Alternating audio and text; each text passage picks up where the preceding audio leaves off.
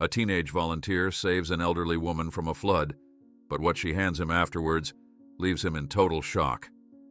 Before we continue, don't forget to subscribe to the channel, like the video, and comment where in the world you're watching from. Let's go. The metal roof of the makeshift rescue boat was slick with rain as Jake Miller held on, his knuckles white against the rusty frame.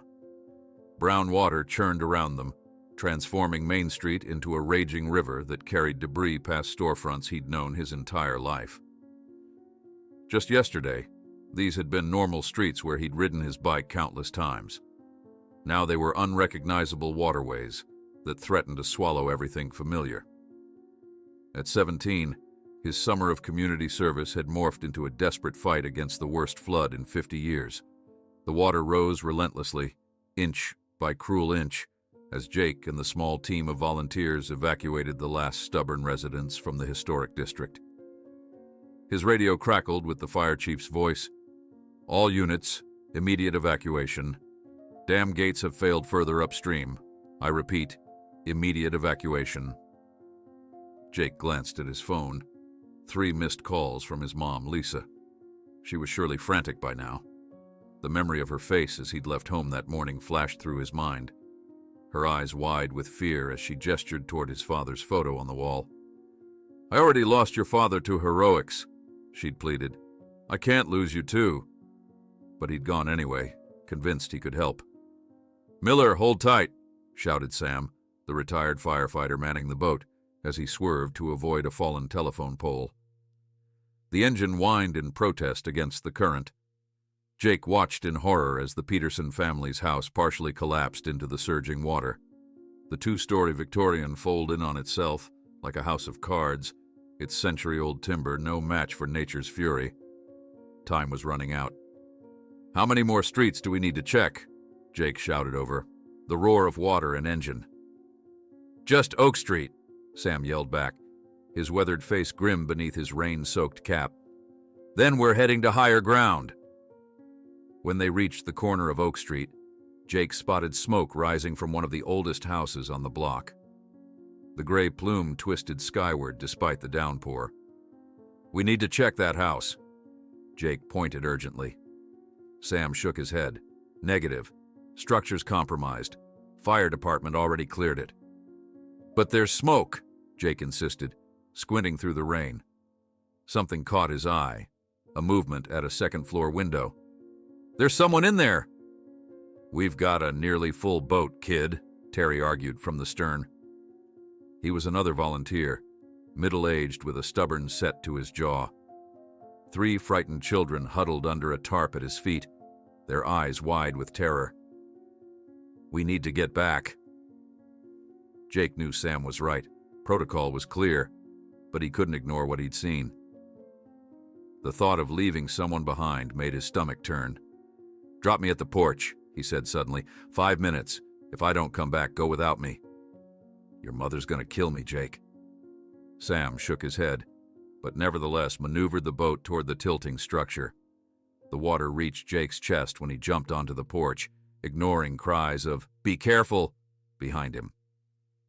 The cold shocked his system, stealing his breath momentarily.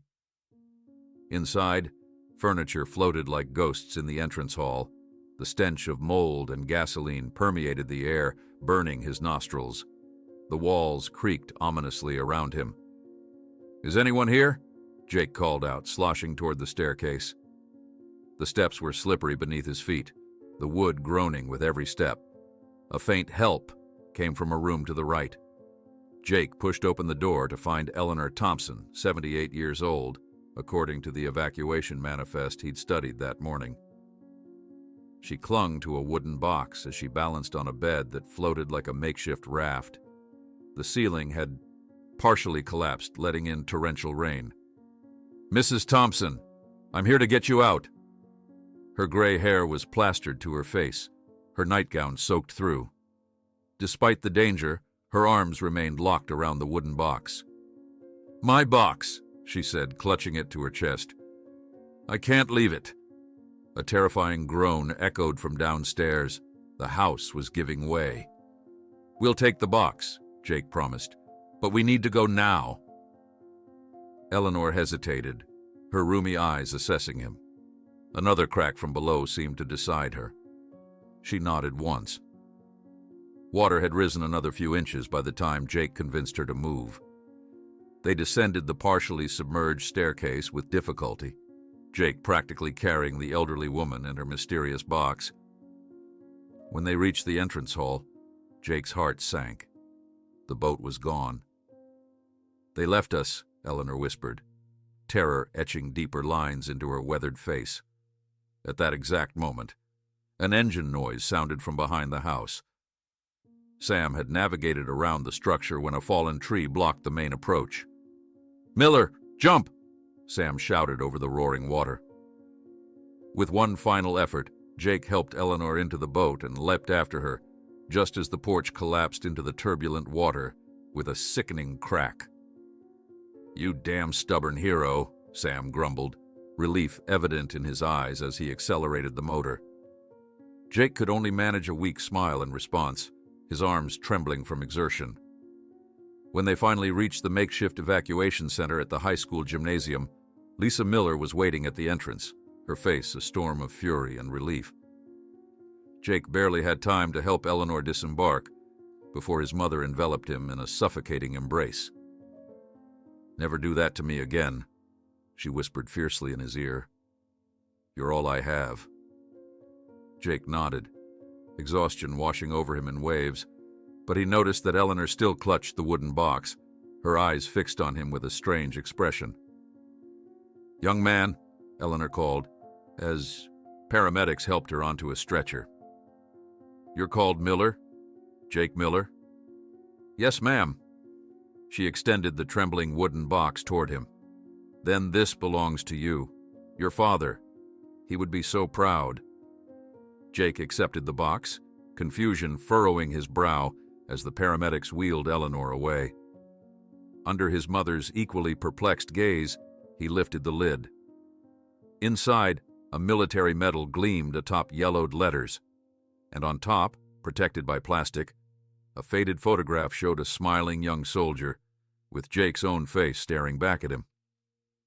The chaos of the evacuation center intensified as more drenched families arrived, their faces painted with exhaustion and fear.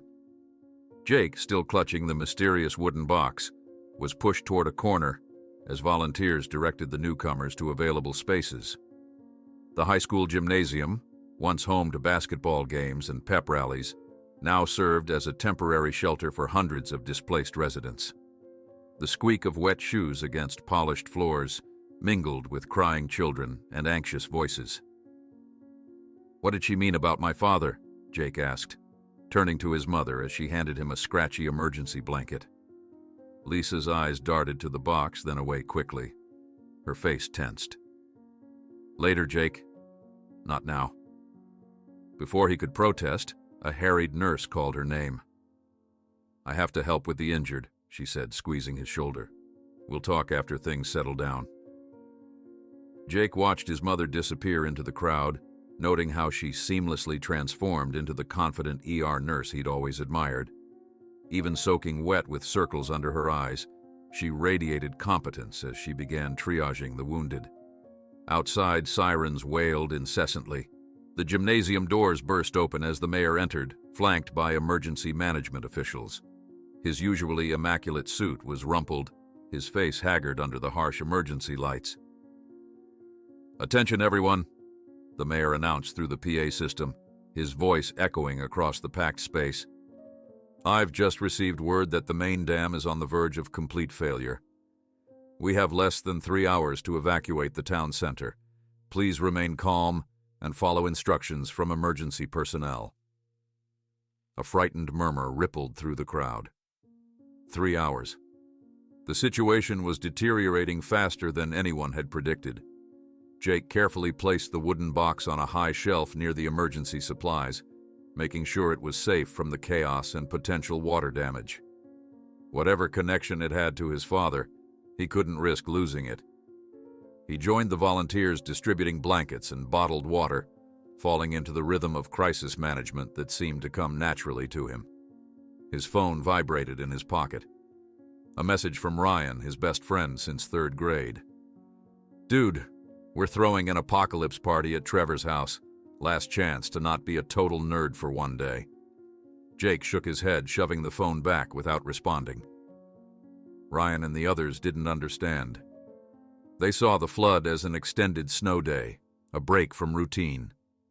They hadn't seen what he had: homes crumbling, lives upended, the raw power of nature tearing through everything familiar. Every few minutes, his eyes drifted back to the wooden box on the shelf. The face in that photograph, it was uncanny. Not just a family resemblance, but like looking into a mirror set 17 years in the past. The military medal gleamed even under the dim emergency lighting, raising more questions than answers. When Jake finally found a moment, he made his way to the area reserved for elderly evacuees. Eleanor Thompson lay on a cot, pale beneath thermal blankets, an IV drip attached to her frail arm. "She asked for you," said a volunteer nurse, adjusting Eleanor's blanket. She was delirious for a while, talking about guardian angels and promises kept. "Are you family?" "No, I helped evacuate her," Jake replied, wondering what promises the old woman could possibly be talking about. He waited patiently until Eleanor's eyes fluttered open. They were cloudy with age, but brightened with recognition when they landed on him. "You look so much like him," she murmured, her voice barely audible over the background noise of the gymnasium. Jake pulled a folding chair closer to her cot. "Like my father? You knew him?" "Knew him?" Eleanor attempted to sit up, her thin arms trembling with the effort. "Mark Miller saved my son's life in Afghanistan, paid with his own." Jake felt his stomach drop. "My mom only told me he died in service. She never talks about it. Pain does that to us." Eleanor took his hand in her weathered one. Her skin felt like paper, fragile and thin. But some stories need to be told. At that moment, a deafening boom shook the building. The lights flickered once, twice, then went out completely. Screams echoed in the sudden darkness. "Everyone stay calm!" The fire chief's voice boomed through the darkness. "Emergency generator activating in 30 seconds. Jake felt water lapping at his ankles. The gymnasium was beginning to flood. When the red emergency lights finally blinked on, they revealed chaos. Water was pouring in through the lower doors. People scrambled to higher ground, climbing bleachers and lifting children onto shoulders. Sam appeared through the crowd, wading toward Jake. "Miller, we need to move the elderly to the second floor now." Jake helped Eleanor to her feet, supporting most of her weight. She clutched his arm with surprising strength. "The box," she whispered urgently. "We can't lose the box." "I'll get it," Jake promised, helping her toward the stairs where volunteers were assisting the elderly and disabled. After ensuring Eleanor was safely in the care of medical staff, Jake fought his way back through the panicking crowd. The water had risen to his knees now, its cold grasp slowing his progress. The shelf where he'd left the box was still above water level, but just barely. The wooden container was still there, but as Jake grabbed it, the water-damaged bottom partially gave way, spilling letters and the metal into the swirling water. "No!" Jake plunged his arms into the murky flood, fingers scrambling to recover the precious items. He managed to grasp the metal and a few letters, but many were swept away by the current, disappearing forever beneath the churning surface. When he resurfaced, gasping, Jake spotted his mother across the gymnasium, helping a small child onto a table. Their eyes met across the rising water, and he saw momentary relief wash over her face, quickly replaced by alarm. "Jake!" she shouted over the commotion. "Get upstairs now!" In that instant, a section of the exterior wall gave way completely. A wave of water and debris surged through the new opening, sweeping across the space and separating them. Jake was slammed against the bleachers, the metal still clutched tightly in his fist as darkness momentarily swallowed him. When he regained his senses, he was being dragged up the stairs by Sam and another volunteer, his clothes dripping, a sharp pain pulsing through his leg. "My mom," he coughed, water spilling from his mouth. "Where's my mom?" All the medical staff are on the second floor, Sam assured him, though uncertainty shadowed his eyes. She's probably already up there. But Lisa wasn't among the medical personnel gathered in the second-floor classrooms. The following hours blurred into a haze of frantic activity as Jake, ignoring his own exhaustion and a deep gash on his leg, helped search the partially flooded building. "She was helping evacuate children," one nurse said.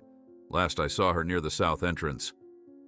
"The wall collapsed there," another volunteer added, avoiding Jake's eyes. Jake refused to believe the worst. His mother was smart, resourceful, a survivor. She wouldn't leave him alone in this world. She couldn't. It was Eleanor who finally found her. Lisa had taken shelter in an equipment room with 3 young children when the wave hit. She was injured, her arm hanging at an awkward angle but alive.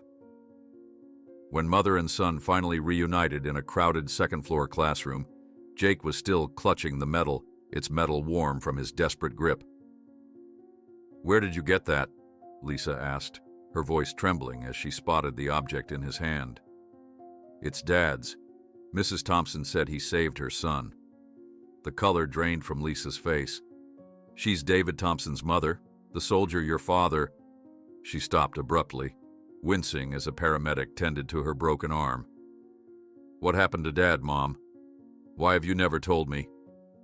Lisa looked away, her profile sharp in the harsh emergency lighting. The sounds of the ongoing crisis faded to background noise as Jake waited for her answer. "Because the truth hurts too much," she finally said, meeting his eyes. "Your father didn't die a hero, Jake. He made a mistake that cost many soldiers their lives. The medal, it was posthumous, a political gesture to cover up a failed mission." Jake felt as if he'd been hit by another wave. The metal suddenly seemed to weigh a ton in his palm. "That can't be true," Mrs. Thompson said. "She never knew the whole story," Lisa interrupted, tears welling in her eyes. "No one wanted to destroy the image she had of the man who saved her son. But the truth is that your father disobeyed direct orders, Jake. Exactly like you did today." Jake stared at the metal in his hand, his vision blurring. Everything he believed about his father, the little he knew, was crumbling like the houses beneath the flood. "Why are you telling me this now?" "Because I'm afraid." Lisa cupped his face with her good hand, her touch gentle despite her harsh words. "Afraid that this instinct to run toward danger to save others is hereditary, and I just saw how close I came to losing you today." Outside, sirens continued to wail as rescue helicopters circled overhead. Night was falling over the submerged town, and Jake stared fixedly at the metal that now seemed to weigh tons in his hand. His father's face, his own face, gazed back at him from his memory, no longer a source of pride but a complicated shadow he didn't understand. Dawn brought a false sense of calm. The rain had temporarily subsided to a gentle patter against the classroom windows, and the water level had stabilized somewhere around the first-floor ceiling. Jake sat in an isolated corner of the second-floor hallway, his back against the wall, examining the few letters he'd managed to salvage from the wooden box. They were still damp, the ink blurring in places, making the already difficult task of reconciling the 2 versions of his father now battling in his mind even harder. One letter, partially damaged by water, contained passages that only confused him more. Conflicting orders. Thompson said to fall back. Couldn't leave them to die. If anything happens to me, the truth needs to be known. Jake ran his fingers over the words, trying to extract meaning from the fragments. His father's handwriting was neat and precise, not unlike his own. Another similarity he'd never known about. How many other connections had been lost with the man who died when Jake was barely a year old? "Miller." Terry's voice interrupted his thoughts. The middle-aged volunteer looked exhausted, dark circles under his reddened eyes. "Need your help with water rationing."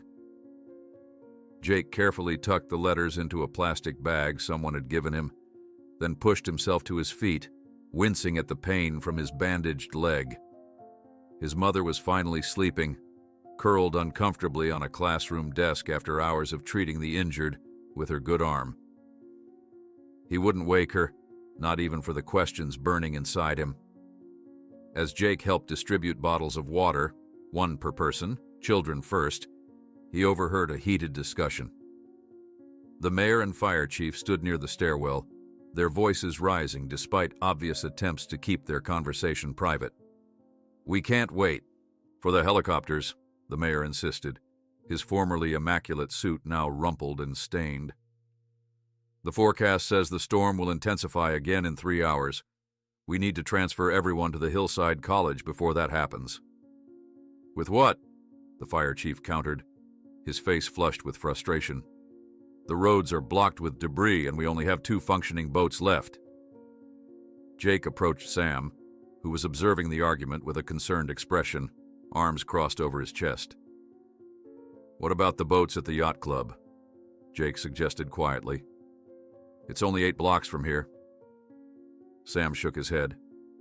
"Already thought of that. The marina's completely underwater. Nobody can get there." "I can," Jake said with sudden certainty. "I know a route across the store rooftops. I worked there last summer." Sam studied him for a moment, then motioned toward the arguing officials. "You better tell them yourself." Jake's suggestion quickly transformed into an improvised plan. Sam, Jake, and 2 firefighters would attempt to reach the marina and bring back as many boats as they could.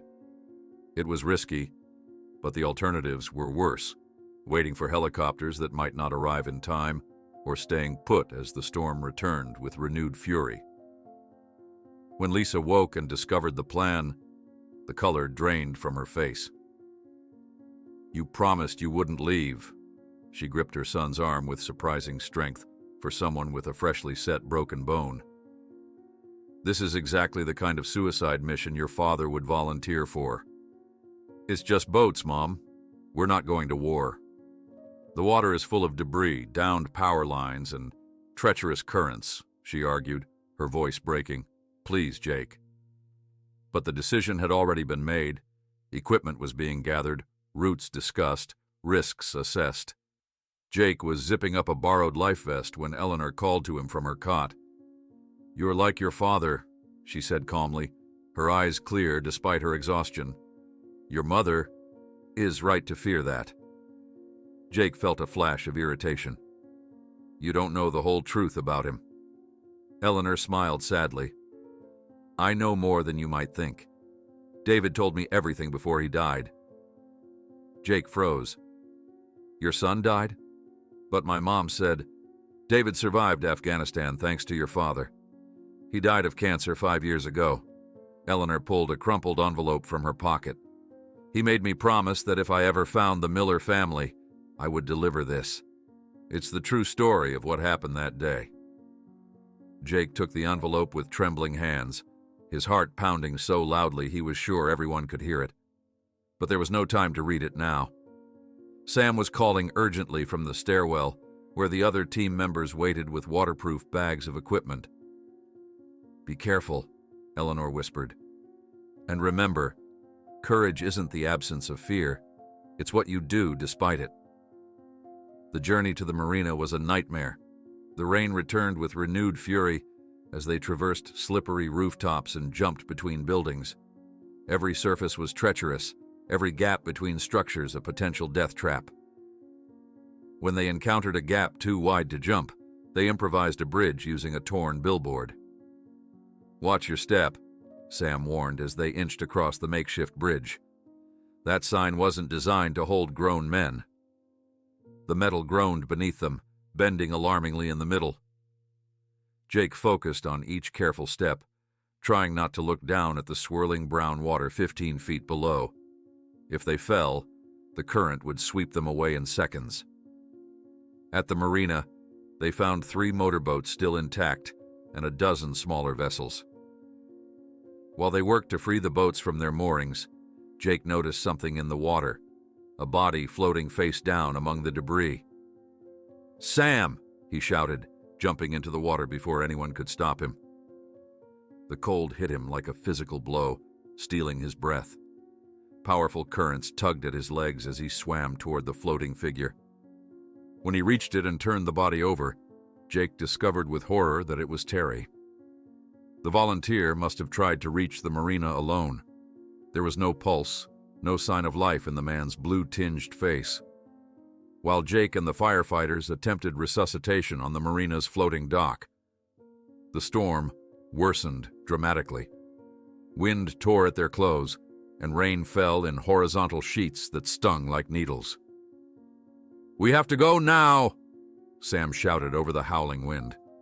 They managed to prepare only 2 motorboats. Jake piloted one of them, navigating slowly through the submerged town as wind and rain lashed his face. Visibility was near zero, forcing them to move at a crawl despite the urgency of their mission. "Keep the buildings on your right," Sam shouted from the other boat. "Don't get disoriented." Jake squinted through the downpour, recognizing nothing. The town he'd known his entire life had transformed into an alien landscape, where only rooftops and treetops marked what had once been familiar streets. When they finally returned to the high school, they found a desperate situation. Part of the second floor had collapsed, forcing everyone to compress into an increasingly smaller space. Water had reached the second-floor landing, and people were huddled on desks and filing cabinets. Lisa ran to embrace Jake, sobbing with relief. "I thought I'd lost you too." Evacuations began immediately. The elderly and injured went first, carefully loaded into the boats. Jake worked tirelessly, helping people board, securing their meager possessions, providing life vests to those who couldn't swim. But his mind kept returning to the envelope Eleanor had given him. During a brief lull, he finally opened it. The letter from David Thompson began, "If you're reading this, you must be Mark Miller's son. There's something you need to know about your father. He didn't disobey orders out of recklessness. He disobeyed because the orders were wrong." Jake didn't get to finish reading. A scream cut through the air. The rest of the second floor was giving way. In the panic that followed, Jake lost the letter in the confusion. "Everyone move to the east wing," the fire chief bellowed. "Now!" People rushed toward the only structurally sound section of the building, trampling over classroom supplies and emergency provisions. Jake pushed against the current of bodies, looking frantically for his mother and Eleanor. He found Lisa helping evacuate the last patients, but Eleanor was missing. She was right there. Lisa pointed to an area now covered with debris where the ceiling had partially collapsed. Without hesitation, Jake dove into the rubble, ignoring shouts for him to get out. Water rose rapidly as he removed pieces of ceiling tile and broken furniture. The building groaned around him, threatening to collapse completely. Finally, he found Eleanor trapped beneath a beam, water already reaching her chin. "Go away," she whispered, her eyes clouded with resignation. "Save yourself." "I'm not leaving you," Jake replied, straining to lift the beam. It was too heavy. Sam appeared at his side, and together they managed to create enough space for Eleanor to escape. As they carried her toward the last boat, the remainder of the ceiling collapsed behind them with a thunderous crash. In the overcrowded boat, Eleanor held Jake's hand with surprising strength. "Your father received orders to abandon an outpost under attack," she said, her voice weak but determined. "He refused because he knew there were civilians and wounded soldiers who wouldn't be evacuated in time. He disobeyed to save lives, not to be a hero. The survivors, including my David, were instructed to keep silent about what really happened." Jake felt tears mingling with the rain on his face. "Why doesn't my mother know this?" "Because the Army needed a scapegoat for a poorly planned operation. Officially, your father made a mistake. The medal was the only concession to the truth that nobody wanted to admit." As the boat slowly made its way toward higher ground, Jake looked back at his submerged town. Everything he knew was underwater, including the truth about his father. "If you're reading this, you must be Mark Miller's son. There's something you need to know about your father. He didn't disobey orders out of recklessness. He disobeyed because the orders were wrong." The storm reached its full fury as they approached the college on the hill, their last refuge in the drowning town. Rain lashed horizontally, driven by winds that seemed determined to push their overloaded boat back into the flooded valley. Jake huddled near the bow, one arm protectively around Eleanor's frail shoulders, the other gripping the side of the boat as it pitched in the choppy water. The revelation about his father echoed in his mind, competing with the thunder that rumbled overhead. Every so often, lightning illuminated the submerged town below them, a ghostly landscape of rooftops and treetops poking through the vast brown lake that had once been their community. "Almost there," Sam shouted from the stern, his voice nearly lost in the howling wind. "Everyone hold tight." Jake had lost track of time. Hours blended together in a blur of rescue operations, collapsing buildings, and revelations that shook the foundations of what he thought he knew. The letter from David Thompson, now lost to the flood, had confirmed what Eleanor told him. But without it, would his mother ever believe this alternate version of his father's story? When they finally reached the makeshift dock at the base of the hill, volunteers rushed to help evacuees from the boats. Medical teams triaged the new arrivals, whisking the most vulnerable away on stretchers. Jake helped Eleanor onto solid ground, her body seeming even more fragile than before. "I need to find my mother," he told her, scanning the crowd for Lisa's familiar face. "Go," Eleanor nodded. "I'll be fine." But as Jake turned to leave, she caught his sleeve with surprising strength. "Your father faced the same choice, you know, between duty to his mission and duty to those who needed him. Remember that." As Jake made his way up the hill toward the college buildings, he spotted his mother helping organize medical supplies under a canvas tent. Her broken arm was properly splinted now, and despite her exhaustion, she worked with the focused efficiency he'd always admired. "Mom!" he called. Lisa looked up, relief washing over her face as she abandoned her task and embraced him with her good arm. "Thank God. When I saw the conditions on the water..." She pulled back, examining him with critical eyes. "You're hurt." Jake glanced down at his leg. The bandage had come loose, revealing the angry gash beneath. "It's nothing. Where do they need help?" His mother's expression softened. "Always looking for the next person to save." She hesitated. "Just like..." The words died in her throat. "Just like Dad?" Jake finished. "Mom, we need to talk about him. Eleanor told me." A commotion interrupted them as a new wave of evacuees arrived, many injured from a building collapse near the town center. Lisa squeezed his arm. "Later, I promise." The rest of the day passed in exhausting monotony. Jake carried supplies, helped set up cots in the college gymnasium, and assisted wherever needed. The work kept his body occupied, but his mind churned with questions. By nightfall, the college housed over 1,000 evacuees. The storm had temporarily eased, though forecasters warned it would intensify again before dawn. Jake found himself staring through a window at the lights of rescue helicopters circling in the distance. "They're looking for survivors on rooftops," said Sam, appearing beside him with 2 steaming cups of coffee. He handed one to Jake. "Fire chief says about 50 people are still unaccounted for." Jake accepted the coffee gratefully. "What about those we left behind at the high school?" "Coast Guard extracted them about an hour ago." Sam's weathered face showed the strain of the day. "We did good work today, kid. Your dad would be proud." Jake studied Sam's face. "Did you know him? My father?" Sam took a long sip of coffee before answering. "Not personally, but I knew of him. Small-town military families tend to know each other." He paused. There were always different stories about what happened that day. "What did you hear?" Sam seemed to weigh his words carefully. "That he saved lives. That he broke the chain of command to do it. Whether that makes him a hero or a fool depends on who's telling the story." He clapped Jake on the shoulder. "Get some rest. Tomorrow will be another long day." but rest wouldn't come. Jake made his way through the crowded hallways until he found Eleanor. She was awake, sitting up on her cot, her hands folded neatly in her lap as if waiting for him. "You've been talking to your mother," she said. It wasn't a question. "Trying to." Jake sat beside her. "There wasn't time." Eleanor nodded. There never seems to be time for the important conversations, until it's too late. She studied his face. "You lost David's letter." "In the evacuation." Jake ran a hand through his hair.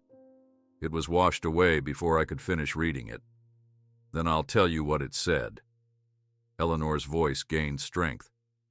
"Your father was ordered to evacuate a forward operating base under Taliban attack.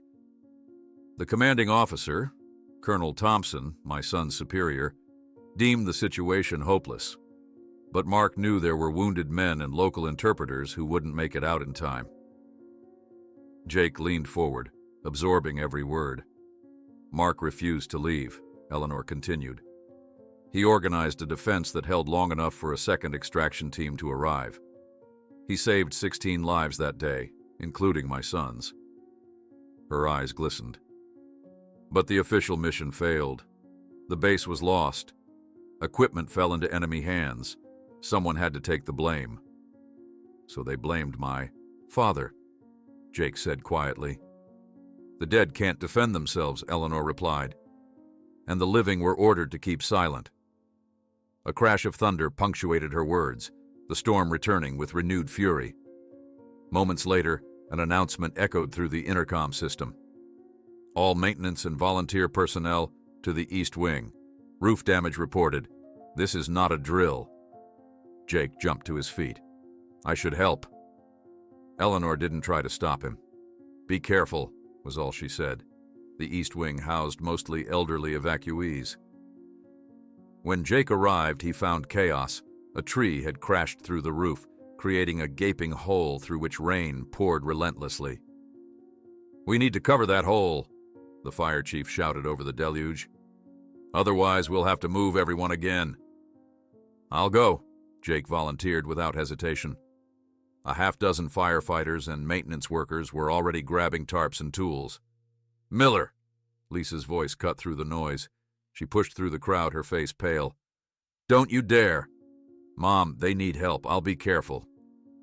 "Climbing onto a roof during an electrical storm is suicide," she argued, panic edging her voice. "Please, Jake." Looking into his mother's eyes, Jake saw raw fear. The same fear he'd glimpsed when he left home that morning, a lifetime ago. But he also saw resignation, as if she already knew she couldn't stop him. "I'll be right back," he promised. The ascent to the roof was treacherous. Rain made every surface slick, and wind threatened to tear them from the building with each step.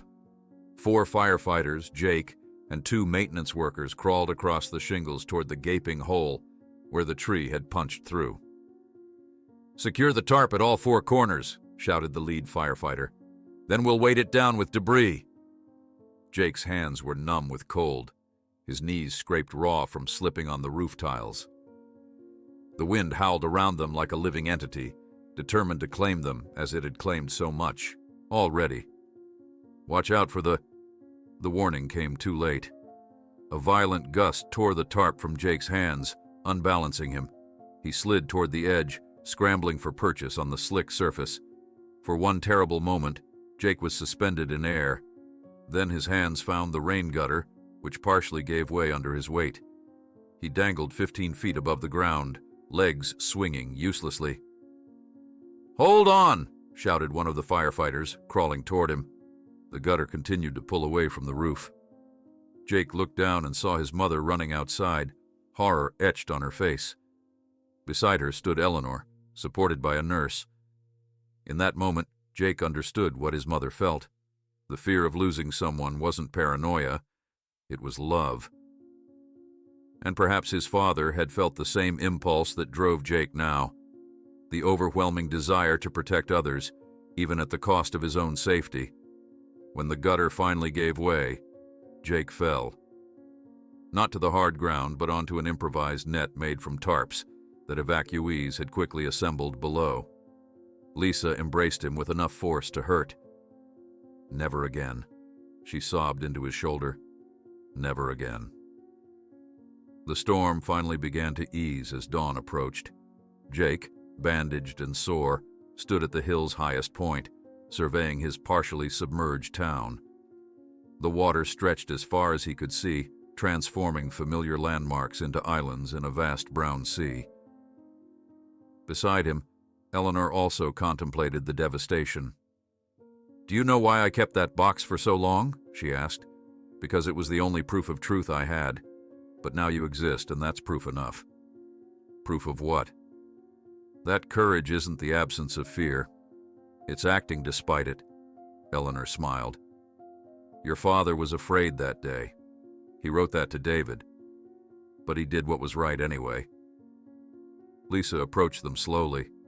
There was a new fragility in her steps, a vulnerability Jake rarely saw in his strong-willed mother. "I didn't want you to become like him," she admitted to Jake.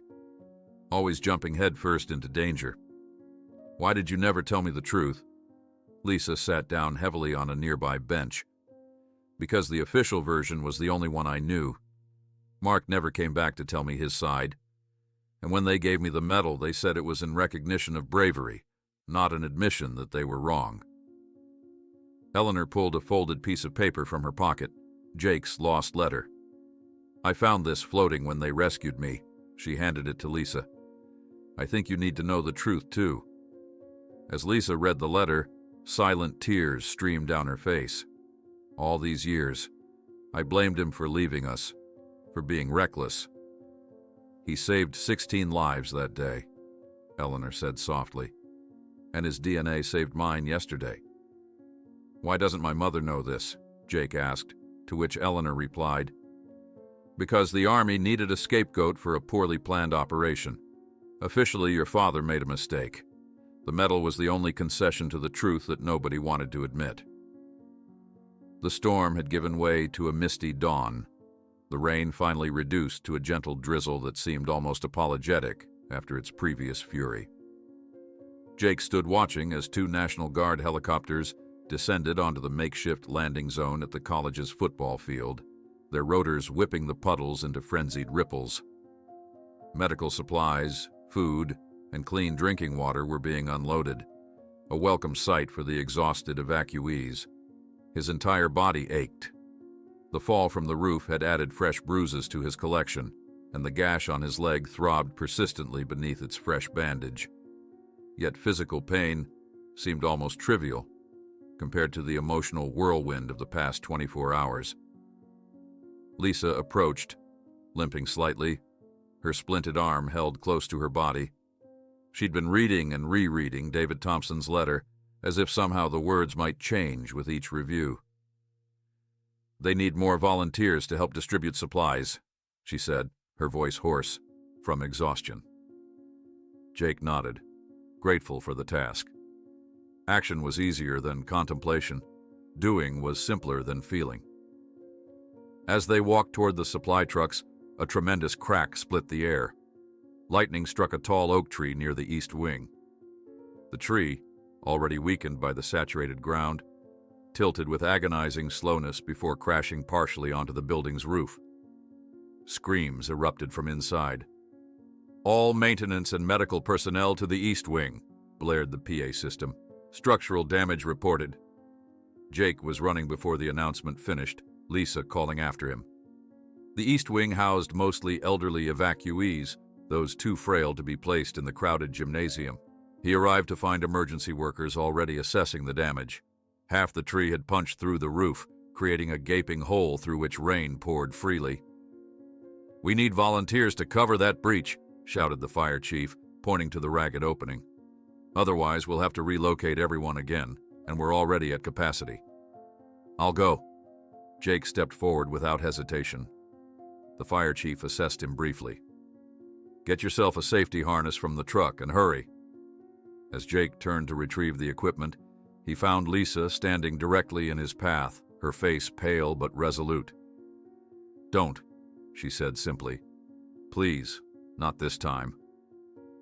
Around them, firefighters and maintenance workers were already gathering tarps and tools. There wasn't time for argument or explanation. "Mom, they need help. I'll be careful."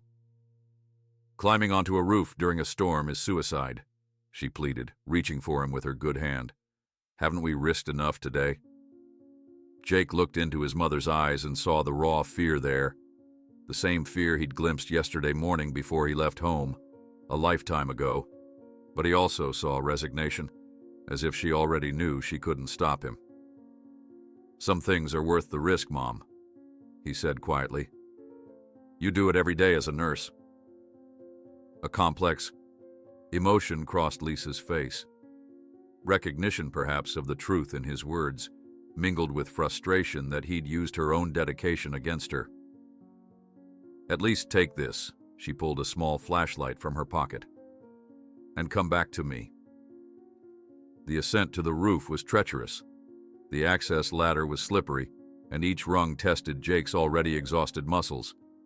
4 firefighters, Jake, and 2 maintenance workers crawled across the shingled surface toward the massive hole where the tree had punched through. The wind had picked up again, though nothing like the gale-force blasts from earlier. "Secure the tarp at all 4 corners," shouted the lead firefighter, a stocky man named Rodriguez. "Then we'll weight it down with debris." Jake's hands were numb with cold, his knees scraped raw from slipping on the roof tiles. They worked methodically, stretching heavy-duty tarps across the opening, securing them with whatever they could find. Broken branches, roof tiles, coils of rope.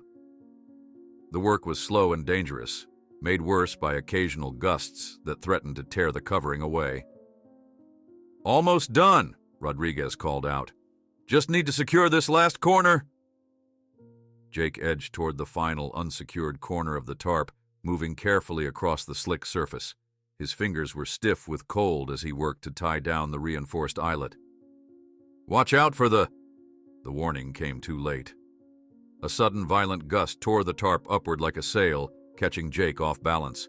He slid helplessly toward the edge, scrambling desperately for purchase on the slick surface.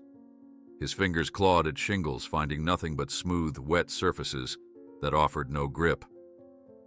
For one terrible moment, Jake was suspended in air, his body clearing the roof edge. Then his hands found the rain gutter. The metal creaked and partially gave way under his weight, bending outward. He dangled, legs swinging helplessly 15 feet above the hard ground. "Hold on!" Rodriguez was crawling toward him, moving as quickly as safety allowed. The gutter continued to pull away from the roof, metal fasteners popping free one by one with sickening pings. Jake looked down and saw his mother running outside, horror etched on her face. Beside her stood Eleanor, supported by a nurse, her weathered face turned upward. From this strange vantage point, suspended between sky and earth, Jake suddenly understood what his mother truly felt. The fear of losing someone wasn't paranoia. It was love in its most primal form. Perhaps his father had felt the same impulse that drove Jake now, not recklessness, but the overwhelming desire to protect others, even at the cost of personal safety. When the gutter finally gave way completely, Jake fell. But instead of the hard impact he expected, he landed on something that gave way beneath him, an improvised net made from tarps that quick-thinking evacuees had hastily assembled below. The landing knocked the wind from his lungs but left him otherwise unharmed. Before he could even catch his breath, Lisa was there, embracing him with enough force to hurt. "Never again," she sobbed into his shoulder, her entire body shaking. "Never again." The improvised rescue team received a round of applause from the gathered evacuees. Rodriguez and the others made their way down from the roof, the emergency patch holding despite the continued drizzle. Crisis averted, at least for now. As the day progressed, the worst of the storm system finally moved on. Reports came in via emergency radio. The flooding had crested in most areas, though the water would take days, perhaps weeks, to fully recede. The devastation was unprecedented. Hundreds of homes destroyed, thousands displaced, infrastructure crippled throughout the county. Jake spent the afternoon helping distribute supplies, and setting up additional cots for new arrivals. His body worked on autopilot while his mind processed everything that had happened. Occasionally, he would catch his mother watching him. From across the room, her expression a mixture of pride and lingering fear. As evening approached, Jake found a moment of rare quiet on the college building's covered portico. The rain had finally stopped completely, and the setting sun cast an incongruously beautiful golden light across the flooded valley below.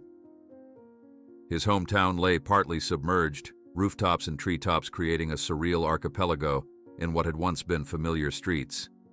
Eleanor joined him, walking slowly with the aid of a cane someone had found for her. Her thin frame seemed even more fragile in the borrowed clothes that hung loosely on her shoulders, but her eyes remained sharp and clear. "Beautiful, in a terrible way," she said, nodding toward the flooded landscape. Jake could only nod in agreement. "I've been thinking about that box all day," Eleanor continued. "Do you know why I kept it for so long?" "Because it was proof?" Jake suggested. "Because it was the only proof of truth I had," she corrected gently. "But now you exist, and that's proof enough." "Proof of what?" "That courage isn't the absence of fear. It's acting despite it." Eleanor smiled, the wrinkles around her eyes deepening. "Your father was afraid that day, Jake. He wrote that to David. But he did what was right anyway." Lisa approached them slowly, her footsteps deliberately heavy to announce her presence. There was a new fragility in her movements, a vulnerability Jake rarely saw in his strong-willed mother. "I didn't want you to become like him," she admitted, stopping beside Jake at the railing. "Always jumping headfirst into danger." "Why did you never tell me the truth?" Jake asked, his voice quiet but firm. "The real truth, not the official version." Lisa gripped the railing with her good hand, staring out at the submerged town. "Because the official version was the only one I knew. Mark never came back to tell me his side." Her voice caught. "And when they gave me the medal, they said it was in recognition of bravery, not an admission that they were wrong." Eleanor pulled a folded piece of paper from her pocket. Jake recognized it immediately as David Thompson's letter, somehow recovered. "I found this floating when they rescued me." She handed it to Lisa. "I think you need to know the truth, too." As Lisa read the letter again, more carefully this time, silent tears streamed down her face. The setting sun painted her tears golden as they fell. "All these years, I blamed him for leaving us, for being reckless," she whispered. "I was so angry that he chose duty over coming home to us." "He saved 16 lives that day," Eleanor said softly, "and his DNA saved mine yesterday." They stood in silence as darkness began to fall over the transformed landscape. Emergency lights flickered on around the campus, casting long shadows. In the distance, rescue helicopters continued their search patterns, powerful spotlights scanning for any survivors who might still be stranded. "You know," Jake said finally, "I always wondered if I would have liked him, if we would have gotten along." Lisa's laugh was small but genuine. "Oh, you would have driven each other crazy. Both of you so stubborn, so determined to be right." Her expression softened. "But he would have been so proud of you, Jake. So proud and so terrified, just like me." When the storm finally abated in the dawn, Jake and Lisa sat together in silence. When she finally said, "We need to talk about your father, and this time the complete truth." Jake and Lisa sat in a secluded corner of the crowded gymnasium, sheltered from the constant movement of evacuees by a partially collapsed volleyball net someone had repurposed as a privacy screen. Between them lay David Thompson's letter, its edges still wrinkled from water damage, the ink blurred but legible.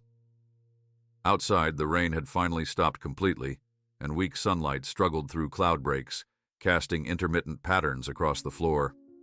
"I don't even know where to begin," Lisa said, running her fingers over the letter. "There's so much I never told you." Jake waited, giving his mother the space to find her words. He'd spent years wondering about his father, imagining scenarios, creating a patchwork image from the sparse details his mother had shared, but always sensing there were gaps in the story. Now those gaps yawned wide open, waiting to be filled. Lisa reached into her pocket and withdrew a worn photograph protected in a small plastic sleeve. This was our last day together, before he left for his final deployment. Jake took the photo carefully.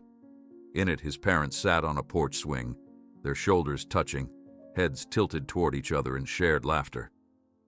His father wore civilian clothes, jeans and a faded university t-shirt.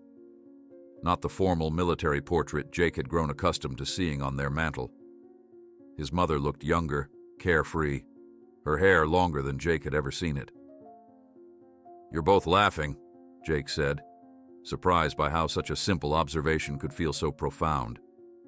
In his mind, his father had always been serious, solemn, a stern-faced soldier in dress uniform. He had the worst jokes, Lisa smiled, the memory visibly warming her. Absolutely terrible. But he'd laugh so hard at his own punchlines that you couldn't help joining in. Jake traced his father's face with his finger. "You never told me that."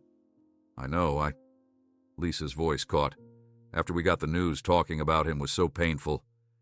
Then as time passed, I realized I'd created this sanitized version of him. I focused on his duty, his service, his sacrifice. I stopped talking about how he'd dance with me in the kitchen or how he'd spend hours fixing things that weren't even broken because he couldn't bear to throw them away." "Did you know he wanted to be a doctor?" Lisa continued, her eyes distant with memory. "He enlisted to pay for medical school. That was the plan. Serve his term, come home, use his GI benefits to get his degree." Jake felt a strange tightness in his chest. "I never knew that." "You have his hands, you know," Lisa said, glancing at Jake's fingers. "The same shape. When you were little, I'd watch you building with blocks, and the way you held them was exactly like him." "How did you meet?" Jake asked, hungry now for these details he'd never known to seek. Lisa laughed softly. "I rear-ended his car at a stoplight. I was a nursing student, running late for a clinical rotation. He got out of his car, looked at the damage, then asked if I'd like to get coffee instead of exchanging insurance information." She shook her head. "Who does that?" But that was Mark, always surprising me. For the next hour, they rebuilt Mark Miller together piece by piece. Jake learned about his father's love of thunderstorms, how he'd sit on the porch to watch them roll in, about his terrible singing voice but enthusiastic performances in the shower, about the night Jake was born, how his father had paced the hospital corridor for hours, then wept when he first held his son. "He would be so proud of you," Lisa said finally, her voice steadier now, "and so terrified, just like me." "Terrified?" "That you'd inherit his restlessness, his inability to walk away when others needed help." She gestured toward the window, where sunlight now streamed more confidently through thinning clouds. "Looks like you did." Through the window, Jake could see the landscape transformed by the flood. The college sat on high ground, offering a panoramic view of the disaster. Where there had once been neighborhoods and business districts, now there was only a vast brown lake, dotted with rooftops and treetops. The water reflected the clearing sky, almost beautiful if not for the devastation it represented. An announcement came over the PA system. "Volunteers needed for search and rescue operations in town. Report to the east parking lot if you can assist." Jake looked at his mother, a silent question in his eyes. Lisa hesitated, conflict evident on her face. Then, slowly, she nodded. "Go, but promise you'll be careful." "I will," Jake said, standing. He bent to kiss her forehead, an unusual gesture that seemed to surprise them both. As he walked away, Lisa called after him. "Jake?" "He would have been right beside you, you know. Probably racing you to the boats." Outside, a Coast Guard helicopter was descending onto the makeshift landing pad, its rotors whipping the puddles into frenzied ripples. Official rescue teams had finally arrived in force, bringing equipment, supplies, and trained personnel. Jake joined a group gathering near the emergency vehicles, spotting Sam among them. "Back for more, Miller?" Sam asked, his weathered face creasing into a tired smile. "Someone's got to keep you out of trouble," Jake replied, falling into step beside the older man. They were divided into teams, each assigned to a different sector of the flooded town. Jake found himself on a Coast Guard vessel with Sam and 2 guardsmen. Their mission: check for stranded survivors in the northeastern residential area. As they prepared to depart, Eleanor approached, leaning heavily on her cane. She looked better than she had yesterday. Someone had found her clean clothes, and her white hair was neatly combed away from her face. "Jake," she called, her voice stronger than before. She held out a small object. "Take this. It was in the box buried at the bottom. You didn't see it before." Jake accepted the item, a small brass compass tarnished with age. Its needle swung decisively to north, unaffected by the chaos that had engulfed their world. "It belonged to your father," Eleanor explained. "David said he used it on their last mission. Said Mark joked that he always knew which way was home, even when nothing else made sense." Jake closed his fingers around the compass, feeling its weight, physical and symbolic. "Thank you." From the boat, the devastation was even more apparent. Entire blocks submerged, landmarks transformed or disappeared entirely. Street signs poked above the water like strange aquatic plants. Occasionally they passed floating debris, furniture, toys, fragments of people's lives torn loose by the flood. "There's someone on that roof," called one of the guardsmen, pointing toward what had once been a 2-story colonial. They navigated carefully through submerged obstacles toward the house. An elderly couple huddled under a makeshift shelter of plastic sheeting, waving frantically as the boat approached. "We thought everyone forgot about us," the man called, helping his wife to her feet.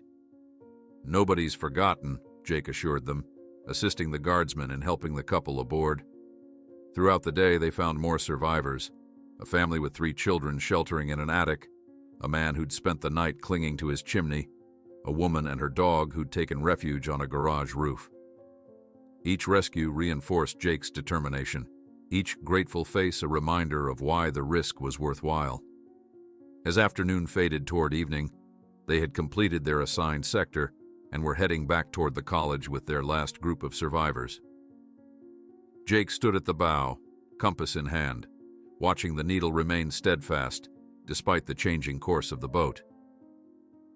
"You're a natural at this," said one of the guardsmen, joining him at the rail.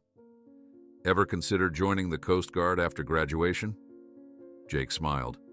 "Actually, I'm thinking about medicine. Emergency medicine, maybe." Sam, overhearing, laughed. "Following in both your parents' footsteps, huh? Doctor and first responder all in one." Jake hadn't thought of it that way, but the observation felt right. He was his mother's son and his father's son, both parts of his heritage now acknowledged, both influencing the path before him.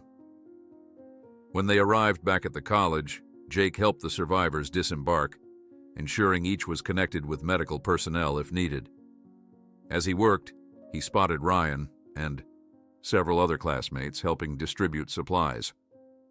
"Miller," Ryan called, jogging over. "Man, where have you been? Everyone's talking about what you did during the evacuation." "Just helping out," Jake said, uncomfortable with the attention. Ryan shook his head in disbelief. "Dude, you've been pulling people from the flood while we were complaining about no internet. That's something else." An awkward silence fell between them, the distance of 2 friends suddenly recognizing how their paths had diverged. "We're helping now," Ryan said finally, gesturing toward the others.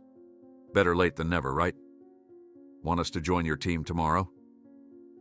Jake felt a strange sense of pride, not in himself, but in his friend's capacity to rise to the occasion. "Absolutely. More hands make lighter work." As darkness fell, Jake made his way back to the gymnasium. He found his mother checking on Eleanor, who seemed to be napping peacefully. The three of them had formed an unlikely family unit in the midst of crisis. "How was it out there?" Lisa asked quietly, leading Jake to a relatively quiet corner. "Bad," he admitted, "but we found people. We helped." Lisa nodded, understanding in her eyes. "Your father would say the same thing." It was his standard answer when I'd ask about difficult days. Jake held up the compass Eleanor had given him. "Did you know about this?" "I'd forgotten," Lisa admitted, taking it carefully. "He carried it everywhere. Said his grandfather gave it to him." She handed it back, her expression softening. "It suits you." As they spoke, a harried-looking official approached them. "Excuse me, are you Jake Miller, one of the rescue boat operators?" Jake nodded cautiously. "We've got teams searching for specific documents in the town hall ruins. One of the Coast Guard officers mentioned you might be interested in volunteering tomorrow." The man lowered his voice. "They're looking for records related to the dam construction that failed. Apparently, there may have been documentation of negligence." Lisa's eyes widened slightly. "What kind of documentation?" "Inspection reports, mainly. Some filed by a civil engineer who quit shortly after raising concerns." The official checked his clipboard. "Some inspector named Miller, actually. Any relation?" While helping to rescue a trapped family, Jake hears one of the rescuers mention they're looking for a specific file in the town hall ruins, documents related to the dam construction that failed, which may contain evidence of negligence and the name of a familiar inspector. Mark Miller. Jake froze mid-stride, the official's words echoing in his ears. "Miller? Did you say Miller?" "Yes." The man checked his clipboard again. "Mark Miller, engineering assistant, fresh out of college, from what I understand. Filed some report that got buried." He glanced between Jake and Lisa, noting their stunned expressions. "Wait, are you—" "He was my father," Jake said, his voice steady despite the sudden thundering of his heart. The official's face registered surprise, then concern. "I didn't realize. I'm sorry if this is difficult information." Lisa stepped forward. "What exactly are these documents supposed to contain?" "I don't have the details," the official replied, clearly uncomfortable with the sudden intensity of their interest. "Just that there's an urgent need to recover any inspection reports related to the West Side Dam construction. The governor's office is involved now." He backed away slightly. "The team meets at Euro 700 tomorrow if you're interested in helping. Again, I apologize if this brings up complications." As the official walked away, Jake turned to his mother. "Did you know Dad worked on the dam?" Lisa nodded slowly, her face pale in the gymnasium's harsh emergency lighting. "It was his first job after graduation before he enlisted. Civil engineering assistant for the county. He only worked there a few months." She wrapped her arms around herself, as if suddenly cold. "He never talked much about it, just that it wasn't what he expected."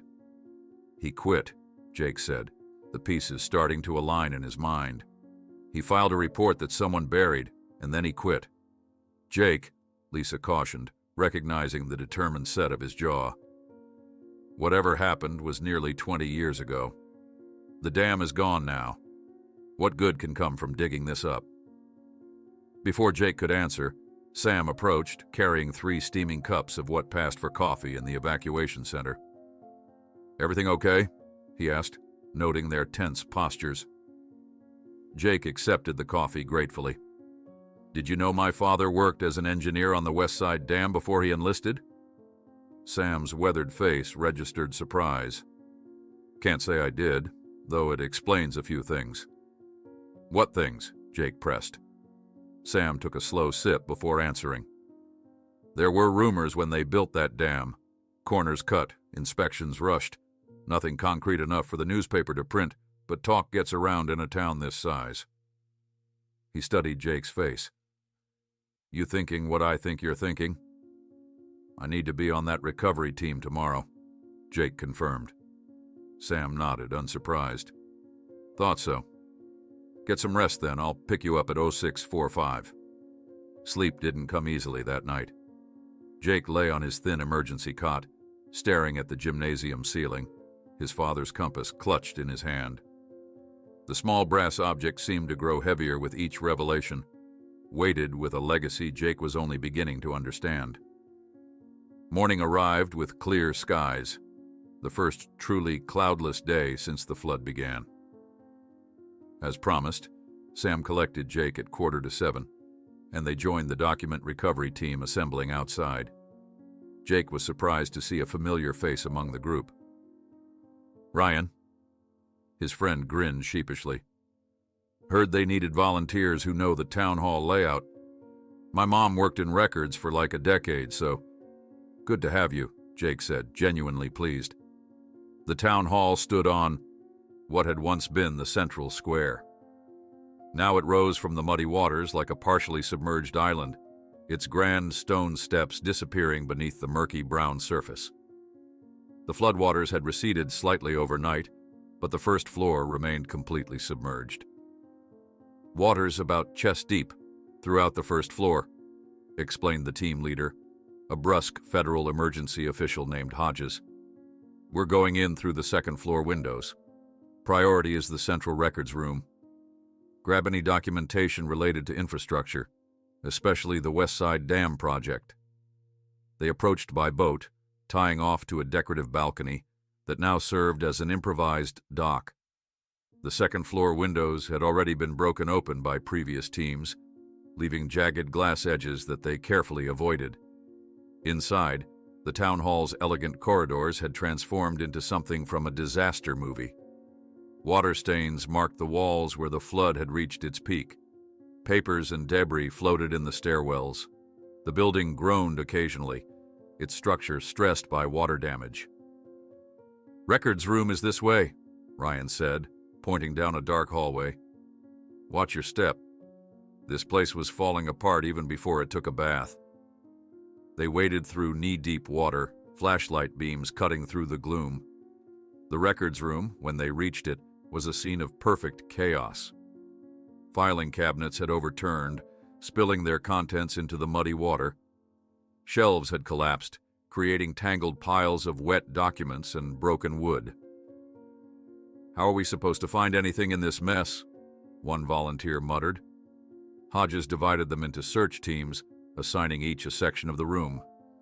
"Remember, we're looking for anything related to the dam construction, inspection reports, permits, contractor agreements. If you find something, bag it immediately to prevent further water damage."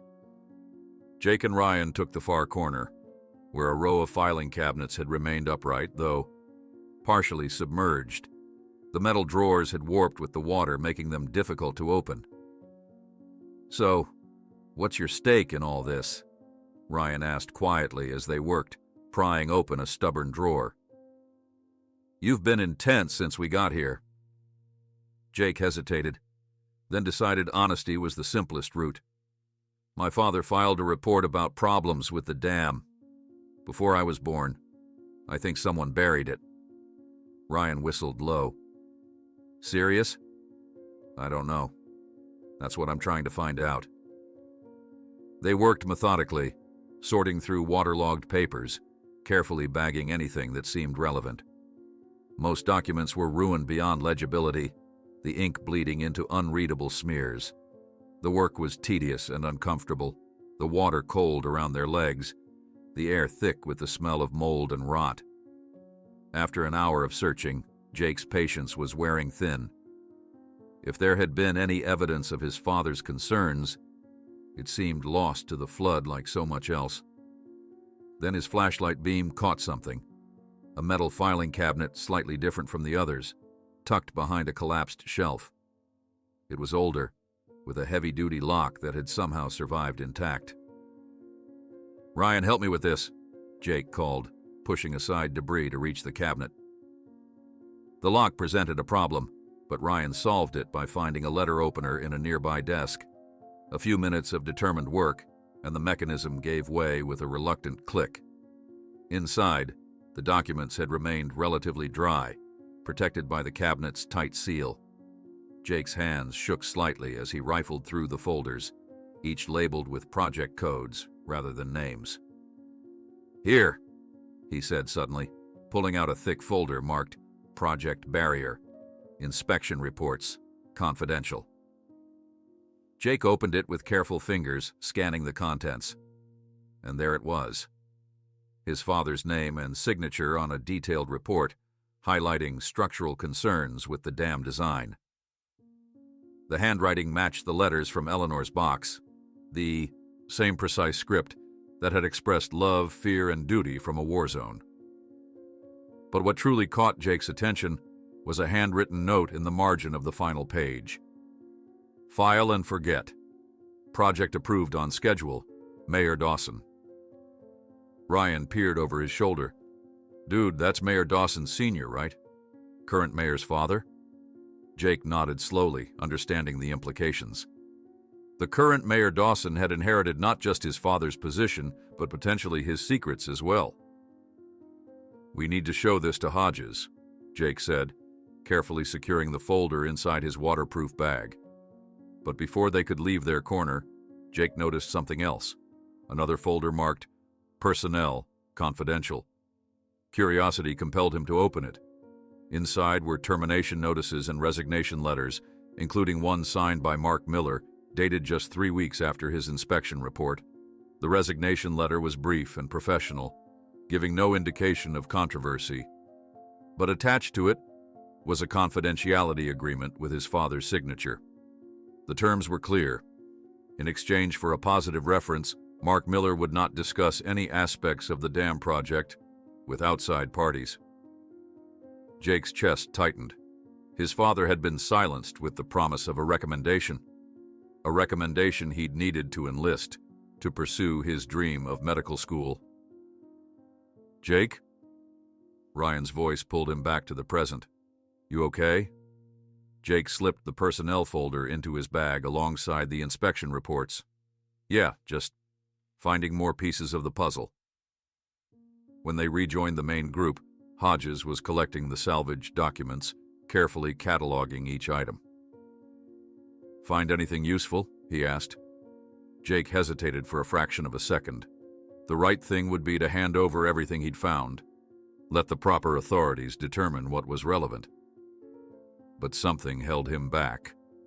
An instinct that these particular documents might disappear again if turned over too quickly. "Just some general permits," he said, showing Hodges several waterlogged documents they'd collected earlier while keeping his waterproof bag close. As they headed back to the boats, Ryan gave Jake a questioning look. "You didn't tell him about the inspection reports." "Not yet," Jake admitted quietly. "I need to read them first, understand what I'm dealing with." Ryan's expression was troubled. "That's playing with fire, man. This isn't high school homework you're hiding." "I know," Jake said. "I'll turn them over, I just need time." The return to the evacuation center was quiet, each member of the recovery team lost in their own thoughts. Jake felt the weight of the hidden documents, like a physical presence against his side, his mind racing with implications and questions. Back at the college, Jake sought out a quiet corner to examine his findings more carefully. The inspection report was damning, detailed descriptions of substandard materials, inadequate foundational support, and calculations showing potential failure points during high-water events. His father had flagged specific areas of concern with precise technical language that left no room for misinterpretation. Yet all of it had been dismissed with that casual handwritten note. "File and forget." Jake was so absorbed in the documents that he didn't notice Ryan approaching until his friend sat down beside him. "Found something else you might want to see," Ryan said quietly, sliding a damp newspaper clipping across the table. "From the records room. Thought it might be important." It was a small article from 18 years ago, announcing Mark Miller's enlistment in the Army. The local human interest story mentioned his background in civil engineering and quoted Mayor Dawson Sr. praising young men who choose to serve their country. The timing couldn't be coincidental. Just 2 months after filing the dam report, his father had abandoned his engineering career entirely. "I need to show this to my mom," Jake said, carefully gathering the documents. Ryan nodded, then asked hesitantly, "What are you going to do with all this?" The question hung between them, heavy with implication. Before Jake could answer, he spotted his mother across the gymnasium, helping with lunch distribution. Their eyes met, and something in his expression must have communicated the gravity of his discovery, because she immediately handed off her duties and started toward him. "This isn't just about my father anymore," Jake said finally. "This is about everyone who lost their homes. Everyone who might have been saved if warnings had been heeded." He tucked the documents carefully into his bag. The truth needs to come out. As they headed back to the shelter with the officially recovered documents, Ryan notices the hidden report and questions. "What is that you took?" Forcing Jake to decide between protecting a potentially explosive secret or revealing a truth that could change how everyone sees not just his father, but also the city's leaders. The afternoon sun filtered through the high gymnasium windows, casting long shadows across the crowded floor of the evacuation center. Jake sat with the salvaged documents spread on a folded blanket before him, his mother and Eleanor forming a protective half-circle around this makeshift workspace. Their faces reflected the gravity of what they were examining, evidence of negligence buried for nearly 2 decades. "Your father came home furious that night," Lisa said quietly, running her fingers over Mark's signature at the bottom of the inspection report. "I'd never seen him like that. He said the system was corrupt, that people could die because of decisions being made by men who cared more about money than safety." She shook her head slowly. 2 weeks later, he enlisted. I always thought it was impulsive, maybe even reckless, but now... He couldn't stay, Eleanor observed, her weathered hands carefully adjusting her glasses as she leaned forward to study the papers. "Some men can't live with themselves if they don't follow their conscience." Jake nodded, the pieces fitting together with painful clarity. "He tried to stop this," he said, gesturing toward the window where, beyond the college grounds, their flooded town lay submerged. "He saw it coming 18 years ago." "What are you going to do with this information?" Lisa asked, her voice steady, but her eyes betraying her concern. Before Jake could answer, Ryan approached their small group, his expression unusually serious. He'd been keeping watch, ensuring they had privacy for this family conference. "People are talking," Ryan reported, dropping his voice low. "Hodges is asking if anyone found documentation specifically about the dam. Says the governor's office is sending investigators tomorrow." Jake carefully gathered the papers, sliding them back into the waterproof bag. The weight of decision pressed upon him. What to reveal, when to reveal it, and to whom. His father had faced a similar dilemma years ago and paid a professional price for his integrity. "I need advice," Jake admitted, looking toward Sam, who was helping distribute dinner at the far end of the gymnasium.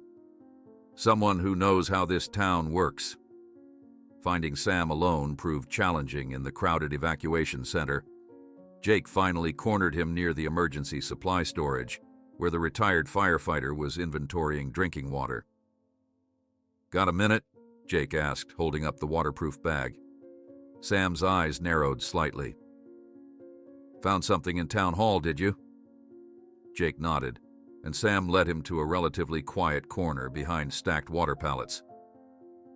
As Jake spread out the documents explaining their significance, Sam's expression grew increasingly grim.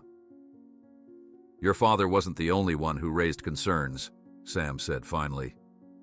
"There were rumors, whispers. But the Dawson family has run this town for 3 generations. They know how to make problems disappear. This isn't just about what happened back then," Jake insisted. "It's about now. About all these people who've lost everything." Sam sighed heavily. "Be careful, kid. This town has a short memory for heroes and a long one for troublemakers. The Dawsons have friends in the state government, in contracting and insurance. So I should just bury this again?" Jake felt his father's compass, now a constant presence in his pocket, pressing against his leg. Let them rewrite history? I didn't say that, Sam corrected. I said be careful, strategic. This isn't just about clearing your father's name. He gestured toward the gymnasium full of displaced residents. It's about justice for them too. As they spoke, activity near the main entrance caught Jake's attention. Volunteers were setting up a projector and screen, unusual equipment for an evacuation center. What's happening? Jake asked. Town meeting, Sam explained. Mayor Dawson Jr. is coming to address the evacuees, talk about recovery plans. First time he's shown his face since the evacuation started. Jake felt a surge of something, not quite anger, not quite determination, but a clarity of purpose that reminded him of his father's handwriting on those inspection reports. Direct, precise, unapologetic. Perfect timing, he said. Throughout the afternoon, Jake watched the slow recovery efforts visible from the college's elevated position. The water had receded another few inches, revealing more of the devastation. Crews and boats moved methodically through the submerged streets, searching homes, marking structures, occasionally retrieving personal items for tearful evacuees who provided addresses and descriptions. Jake joined a group helping unload supply trucks, his body working automatically while his mind processed what he'd discovered and what it meant. He caught Ryan watching him occasionally, his friend's expression a mixture of concern and curiosity. You're plotting something, Ryan said when they took a water break. I know. That look. There's a town meeting tonight, Jake replied. The mayor's coming. Ryan's eyebrows shot up. You're not thinking of... I'm thinking people deserve the truth, Jake interrupted. Aren't you? Ryan hesitated. My dad's construction company has contracts with the city. If you start throwing accusations around... The implication hung in the air between them. Jake felt a flash of disappointment, then understanding. Everyone had something to lose. Everyone was connected in their small town. I won't drag your name into it, Jake promised, but I can't pretend I don't know what I know. As evening approached, the gymnasium was rearranged to accommodate the town meeting. Chairs were set up in rows, the projector tested, microphones positioned. Mayor Dawson arrived with an entourage of city officials and emergency management representatives, all looking importantly grim in polo shirts bearing the city logo. Lisa found Jake as he was helping an elderly couple find seats. Whatever you're planning, she said quietly, be sure it's what you want to do. Some bells can't be unrung. Jake nodded, feeling the weight of the documents now tucked inside his jacket. What would Dad have done? Lisa's smile was sad but proud. Exactly what you're about to do, I suspect. The meeting began with practiced solemnity. Mayor Dawson, a polished echo of his late father, expressed condolences for losses suffered and gratitude for community resilience. Words like unprecedented rainfall and act of God featured prominently. The projector displayed images of rescue efforts and maps of affected areas, alongside timelines for emergency funding and rebuilding permits. We couldn't have predicted this catastrophe, the mayor said, his voice appropriately somber. No community could have been fully prepared for a 1,000-year flood event. Jake felt his heart rate increase as he raised his hand. When the mayor nodded in his direction, he stood. My name is Jake Miller, he began, acutely aware of the documents pressing against his chest. Miller? The mayor interrupted, recognition flashing across his face.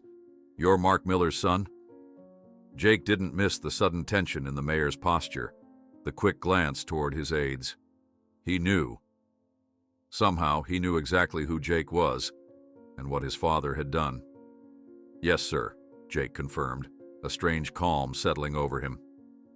My father was an engineering assistant for the county 18 years ago. He worked on the West Side Dam project. A murmur rippled through the crowd. The mayor maintained his political smile, but it had hardened at the edges. That's ancient history, son. We're here to discuss recovery efforts for current residents. Jake reached into his jacket and withdrew the water-damaged inspection report. I found this today in the town hall archives. It's my father's report on the dam's structural deficiencies, the same deficiencies that caused it to fail 3 days ago. The murmuring grew louder. The mayor's smile disappeared entirely. That document appears damaged by floodwaters, he countered quickly. Whatever it says is likely illegible and certainly out of context. This isn't the forum for...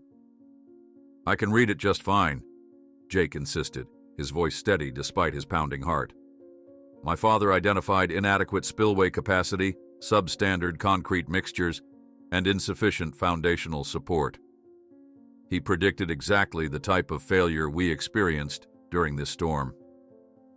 Young man, the mayor's voice took on an edge of authority. Your father was an entry-level assistant with limited experience who left his position to join the military. While we honor his service, his preliminary observations were reviewed by senior engineers who found no cause for concern. Jake held up the report, turning to face the crowd rather than the mayor. There's a note on this report in the handwriting of Mayor Dawson Sr. It says, "File and forget. Project approved on schedule." The reaction was immediate.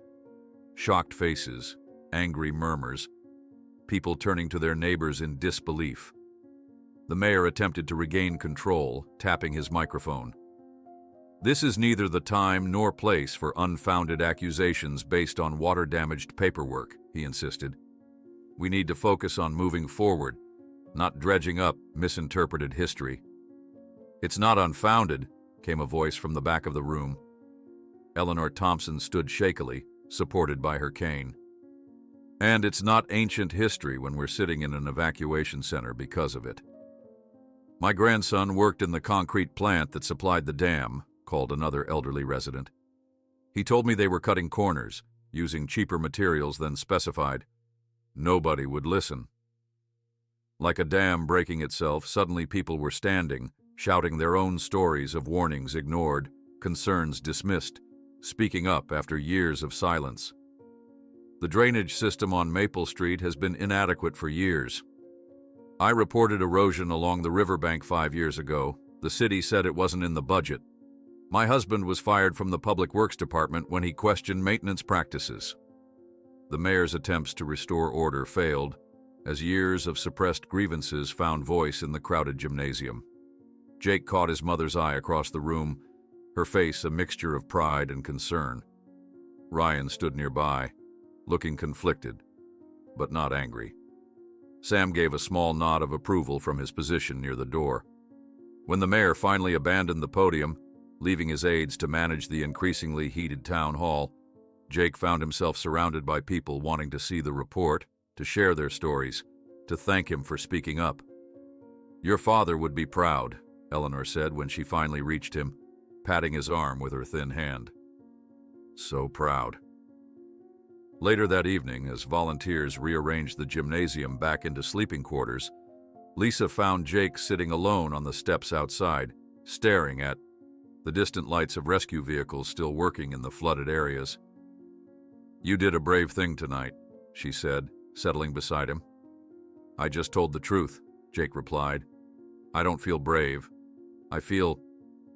He searched for the word. Relieved, I guess. Like I finally understand him. Understand us.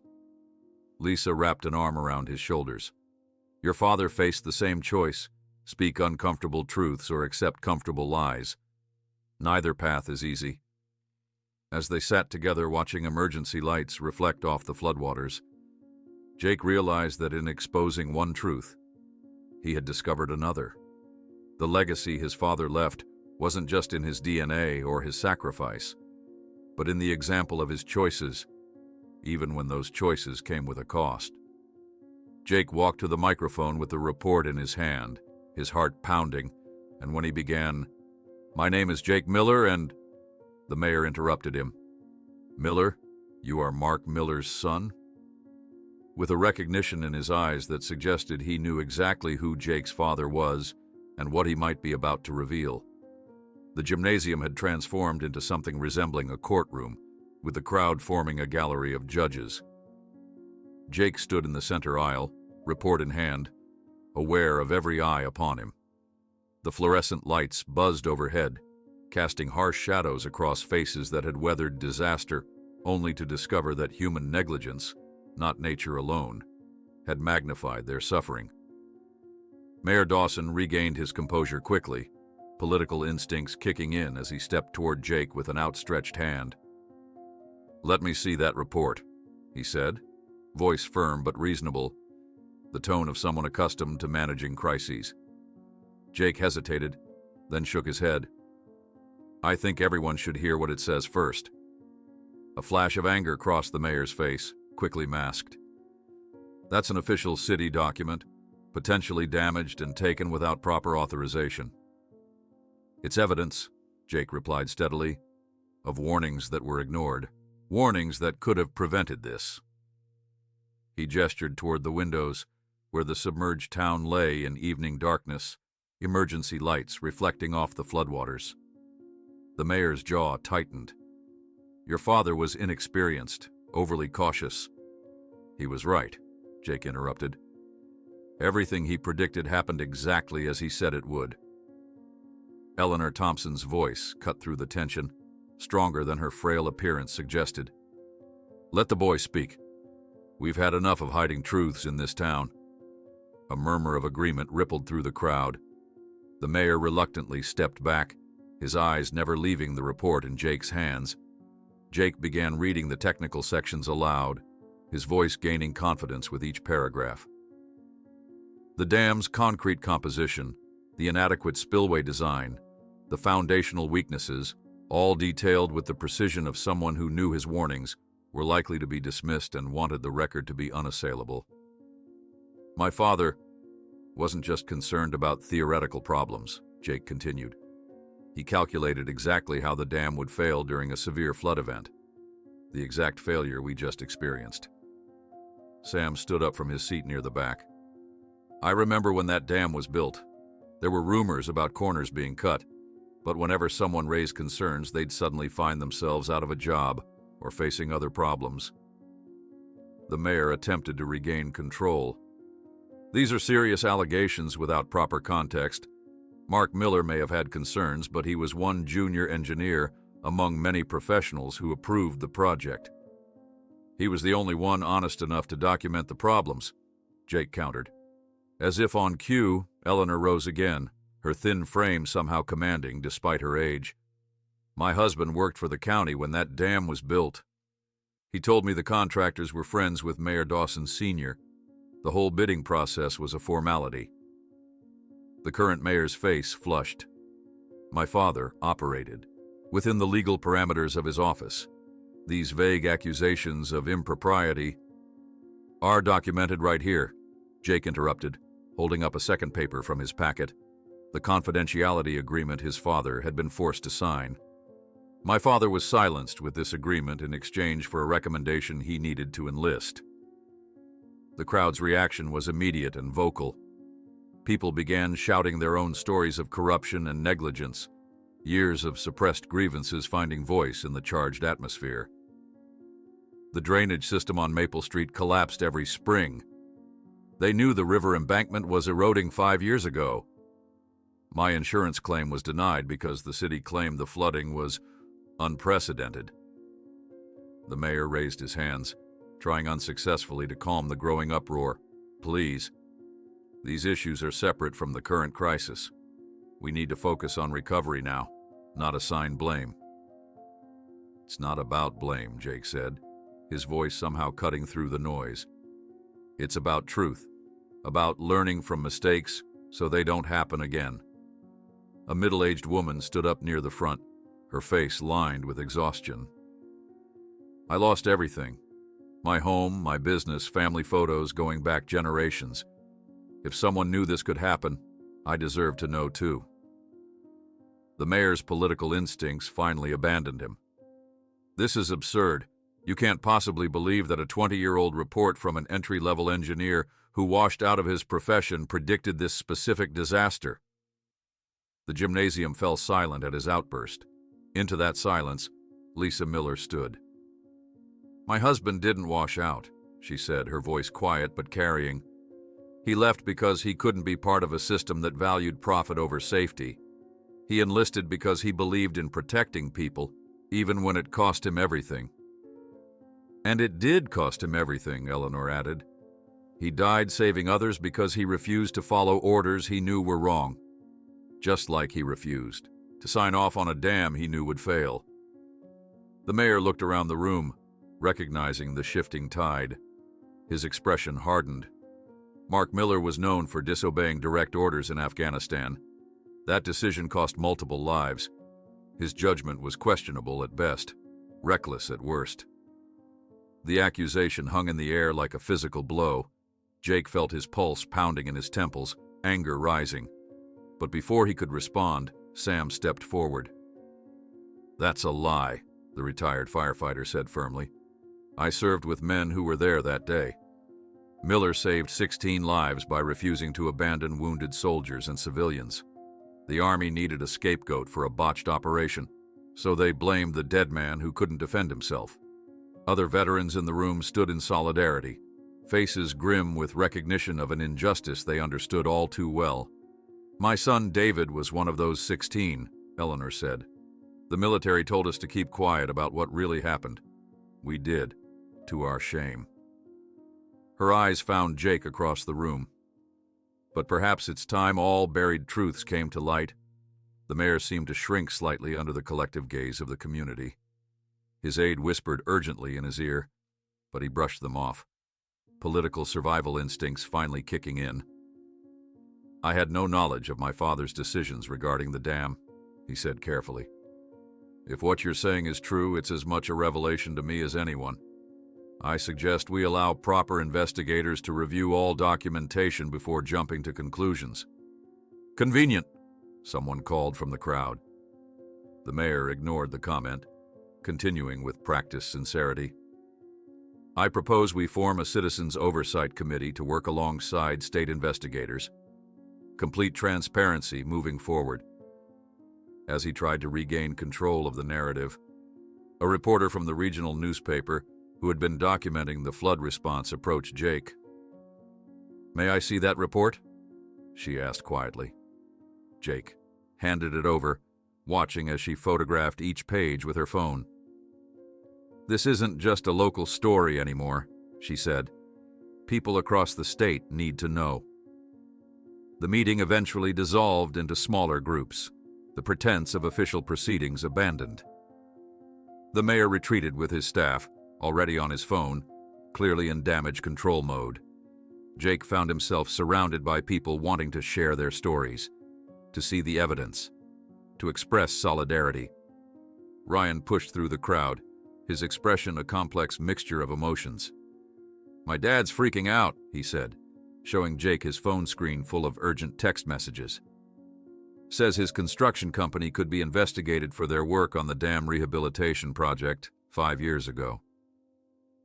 "I'm sorry," Jake replied, genuinely concerned for his friend. "I didn't mean to cause problems for your family." Ryan shook his head. "No, you don't get it." He's relieved. Says he's been keeping documentation of corners he was ordered to cut, materials that were substituted. He was afraid to come forward, but now...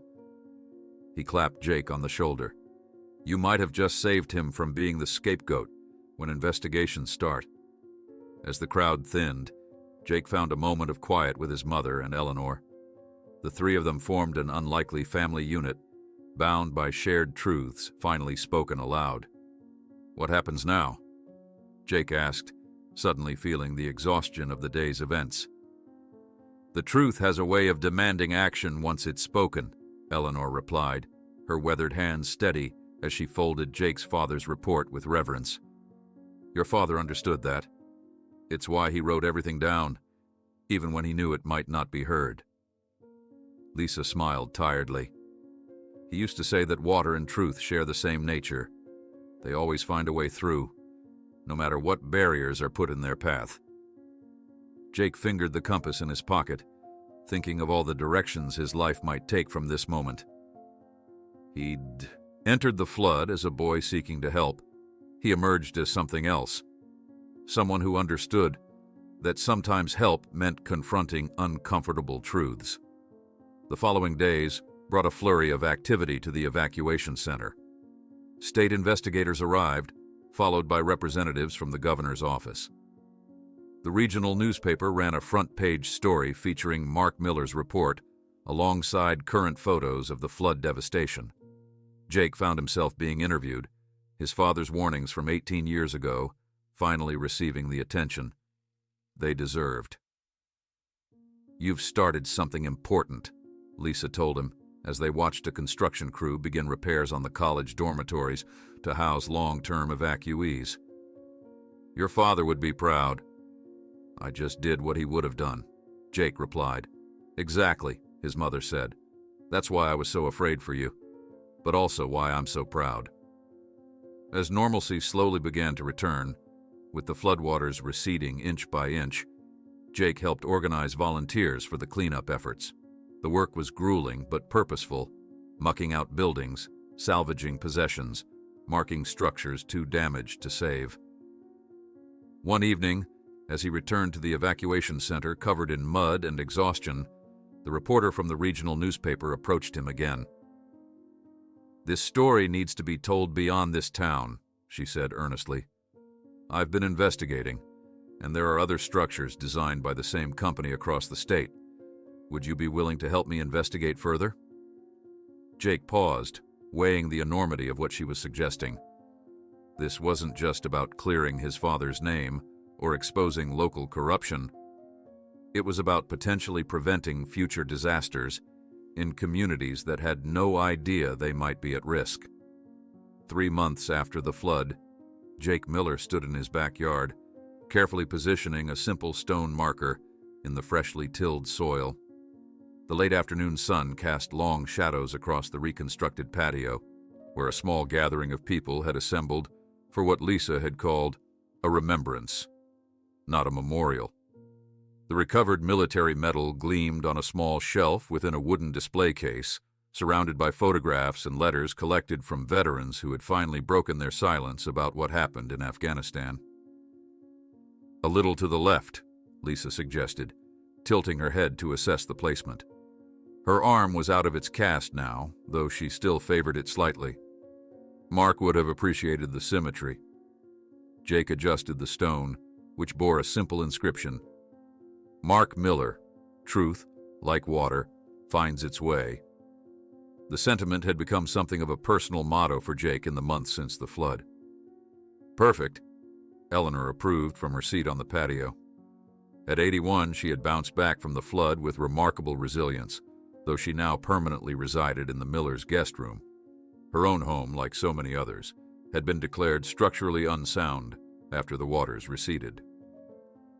The town itself was transforming daily. Construction crews worked from dawn until dusk, rebuilding with new flood mitigation systems and stricter building codes implemented after the investigation into the dam failure. The disaster had claimed 12 lives, destroyed hundreds of homes, and fundamentally altered the community's relationship with the river that had once been its quiet neighbor. But something else had changed too: a restoration of trust, a commitment to transparency.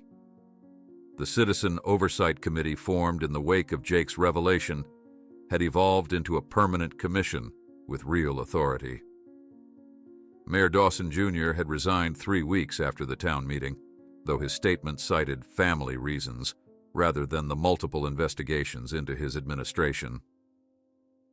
"Ready for your big speech tomorrow?" Sam asked, joining Jake by the marker. The retired firefighter had become a regular visitor at the Miller home, often bringing books on emergency, medicine that fueled Jake's growing interest in the field. "As ready as I'll ever be," Jake replied, brushing dirt from his hands. "Public speaking isn't exactly my favorite thing." "You did fine at the town meeting," Sam reminded him with a wry smile. "That was different. I was too angry to be nervous." The school reopening ceremony was scheduled for the following day, a symbolic milestone in the town's recovery. The high school gymnasium, Site of the initial evacuation center and later the contentious town meeting had been fully restored and improved. Jake had been asked to speak as a student representative, though everyone understood the invitation was about more than his student status. Inside the house, Jake's phone buzzed with an incoming message. It was from Ryan. Final chem review tonight at Trevor's. Promise no apocalypse parties this time. Jake smiled at the reference. The flood had transformed his friendships along with everything else. Ryan and several others had joined the youth volunteer corps that emerged during recovery efforts. What began as community service hours for college applications had evolved into something more meaningful, a genuine commitment to rebuilding their town better than before.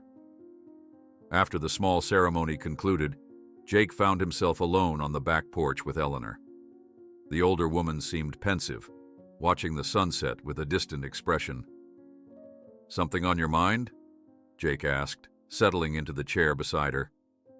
"Just thinking about circles," she replied. "How life moves in them. Your father saved my son. You saved me. Now here I am, part of your family." She patted his hand. "Some might call it coincidence. I prefer to think of it as purpose." Later that evening, as Jake finalized his speech for the reopening ceremony, Lisa knocked gently on his bedroom door. "Can I interrupt the future Dr. Miller for a minute?" she asked, leaning against the doorframe. Jake laughed. "The future Dr. Miller is currently trying to make, sure he doesn't sound like an idiot tomorrow." Lisa entered, sitting on the edge of his bed. On his desk lay the acceptance letter from State University's special pre-med program, complete with a full scholarship. The letter had arrived just a week earlier, setting Jake's path toward emergency medicine. A career that would combine his mother's medical background with his father's instinct to rush toward those in need. "I have something for you," Lisa said, holding out a small velvet box. "I've been waiting for the right moment, and with the ceremony tomorrow, it seemed fitting." Jake opened the box to find his father's wedding ring nestled inside. Simple gold, slightly scratched from years of wear. "Mom, I can't—" "He would want you to have it," Lisa interrupted gently. "Not to wear. It's not quite that kind of heirloom, but to remind you that some bonds never break, even when everything else around you does." Jake closed his fingers around the ring, feeling its solid weight. "Thank you." The following morning dawned clear and bright, a perfect late summer day. The town had turned out in force for the high school reopening, not just students and parents, but citizens from all walks of life, who recognized the symbolic importance of the occasion. The gymnasium gleamed with fresh paint and new equipment, all evidence of its recent role as an emergency shelter erased. Jake sat on the stage alongside the principal, school board members, and the interim mayor, nervously adjusting his collar. In the audience, he could see his mother and Eleanor in the front row, Sam standing at the back with other first responders, and Ryan with a group of classmates giving exaggerated thumbs-up signals whenever they caught his eye. When his turn came to speak, Jake approached the podium with his father's compass in one pocket and the wedding ring in the other, twin touchstones grounding him in his family's legacy. "3 months ago, I stood in this gymnasium surrounded by people who had lost nearly everything," he began, his voice steadier than he'd expected. "Today we stand in the same space, but with something we didn't have then, a clearer understanding of our past and a stronger vision for our future." As he spoke about resilience and renewal, Jake could feel a confidence that hadn't existed before the flood. The crisis had revealed something in him that might otherwise have remained dormant, a capacity for leadership, for standing firm when principles demanded it. "The flood took our homes and possessions," he continued, reaching the heart of his message, "but it also washed away lies and secrets. And when the waters receded, we discovered foundations stronger than we ever imagined." A murmur of approval rippled through the audience. "My father once wrote that truth, like water, always finds its way through. Sometimes it takes a disaster for us to recognize what's always been there, our capacity to help each other, to rebuild, to create something better from the ruins of what was lost. When he concluded to warm applause, Jake felt a strange sense of completion. Not an ending, but the closing of one chapter and the opening of another. His father's story had finally been told in full, no longer fragmented by official narratives or uncomfortable silences. After the ceremony, as people mingled in the schoolyard enjoying the refreshments provided by local businesses eager to announce their reopening, Jake found himself surrounded by classmates he'd known his entire life, yet somehow felt he was meeting them anew. "So, you're really going pre-med?" Trevor asked, shaking his head in mock dismay. "Man, I was sure you'd join the Coast Guard after your flood hero stint." "Trauma medicine," Jake confirmed with a smile. "Figure it combines the adrenaline rush with actually helping people." Ryan laughed, slinging an arm around Jake's shoulders. "Always choosing the hardest path, Miller. If there's a burning building and a clear sidewalk, I know which one you'd walk into." Jake couldn't help but smile. "Actually, I'm just following the current. Apparently, it's in my blood." Later that evening, Jake climbed onto the newly rebuilt roof of their house, a habit he'd developed during the recovery process. The elevated vantage point offered a panoramic view of the ongoing reconstruction. New homes rising from cleared lots, improved drainage systems being installed, the community literally rebuilding itself from the ground up. Lisa joined him, carefully navigating the roof slope with 2 steaming mugs of hot chocolate. The evening air had turned cool, hinting at the approaching autumn. "Your father used to do this too," she said softly, handing him a mug. "Climb up to high places to think." "Guess I inherited more than just his face," Jake replied, blowing on the hot liquid. Lisa nodded, settling beside him. "He would be proud, not because you risked your life, but because you understood that some things are worth that risk." They sat in comfortable silence, watching as lights came on across the recovering town. The river that had nearly destroyed everything now flowed peacefully within its banks, tamed for the moment, but never truly conquered. Jake thought about the medal now displayed in their living room. It represented not just bravery, but a reminder that truth, like water, would always find its path, no matter how many barriers were erected to contain it. "You know what's funny about floods?" Jake said, taking a sip of his chocolate. "They destroy, but they also clean, and when the water recedes, everything seems clearer." Lisa laughed softly. "Rooftop philosophy. Definitely your father's son."